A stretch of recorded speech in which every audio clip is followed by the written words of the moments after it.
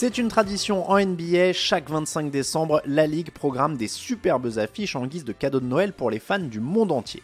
En 2004, elle a frappé fort en proposant sous le sapin un duel entre les deux meilleurs ennemis de la Ligue à l'époque, Kobe Bryant et Shaquille O'Neal. Dans l'histoire récente de la NBA, peu de rencontres de saison régulière ont été aussi attendues et disséquées. Seul le retour de Michael Jordan en mars 1995 a peut-être généré plus de bruit médiatique. En tout cas, le buzz était au maximum pour ce Noël 2004, complètement glacial. Retour sur un événement entre basket et soap opéra.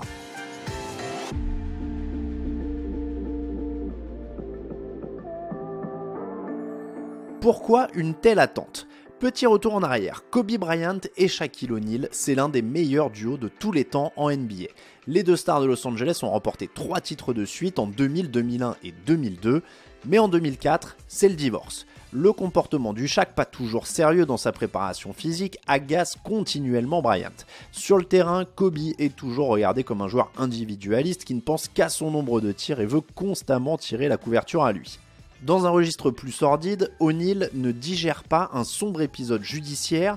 Accusé d'agression sexuelle en 2003, Kobe lâche à la police que O'Neal aurait donné de l'argent à des femmes pour acheter leur silence. Les finales perdues en 2004 contre les Pistons précipitent la chute du duo.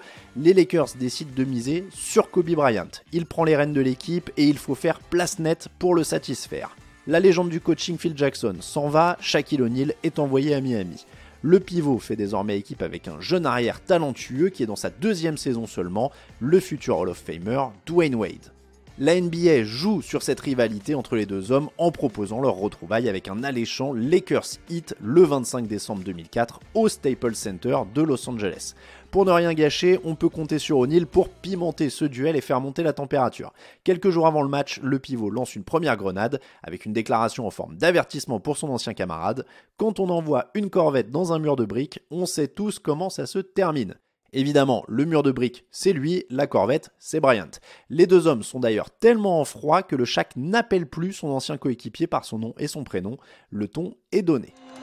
There's a greeting between O'Neal and Odom first, and here comes Kobe out into the picture, and Shaq with a little elbow, but never looked at him, looked right over the top of Kobe's head.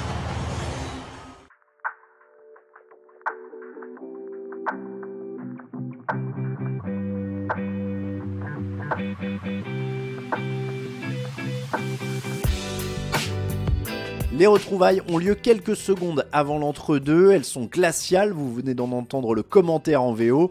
Les deux hommes ne se regardent quasiment pas, ils ont d'ailleurs attendu le dernier moment pour se saluer, une fraction de seconde avant l'entre-deux. Dès le début de la rencontre, Kobe Bryant décide d'attaquer son ancien coéquipier. Shaquille O'Neal, le mur de briques, remporte ce premier duel face à la corvette Bryant. Dans la foulée, plus malin, l'arrière des Lakers ne va plus au duel face au Shaq et shoot d'un peu plus loin.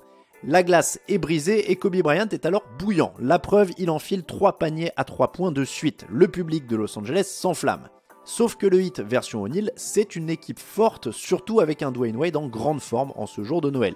Il est parfaitement secondé par son pivot. O'Neal marque 24 points et prend 11 rebonds. La partie est serrée et Kobe Bryant s'offre un joli cadeau en provoquant la 6e faute de Shaquille O'Neal qui se retrouve obligé de rejoindre le banc pour la fin de partie. Dwayne Wade a 2 balles de match à 94 partout, mais l'arrière floridien se manque et on file en prolongation. Sans Shaq à ses côtés, Dwayne Wade enfile le costume du patron, il enchaîne les paniers main droite, main gauche et termine avec 29 points et 10 passes.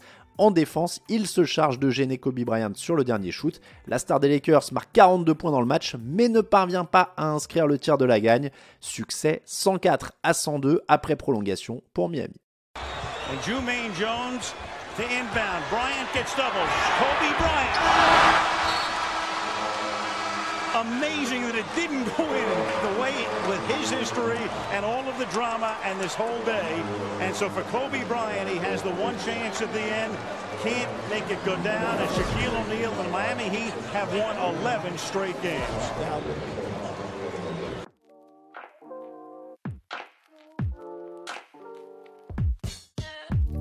La meilleure performance individuelle de la soirée est donc pour Kobe Bryant, mais la victoire pour Shaquille O'Neal. Je savais que son tir n'allait pas rentrer, c'était le destin, lâche O'Neal après le match, histoire de conclure la soirée. Ce match de Noël glacial, l'Amérique s'en est régalée. Le match entre les Lakers et le Heat réussit la plus grosse audience pour un match de saison régulière depuis 1998. Et son score ne sera battu qu'en 2008. Si vous naviguez sur Reddit aujourd'hui, vous pouvez encore trouver des messages de gens qui expliquent à quel point le match était un énorme événement à l'époque. La guerre froide entre Shaq et Kobe, elle, continuera quelques années encore avant une réconciliation lors du All-Star Game 2009. Cette année-là, les deux joueurs partagent le trophée de MVP du match des étoiles. Il aura fallu 5 ans pour enterrer l'âge de guerre.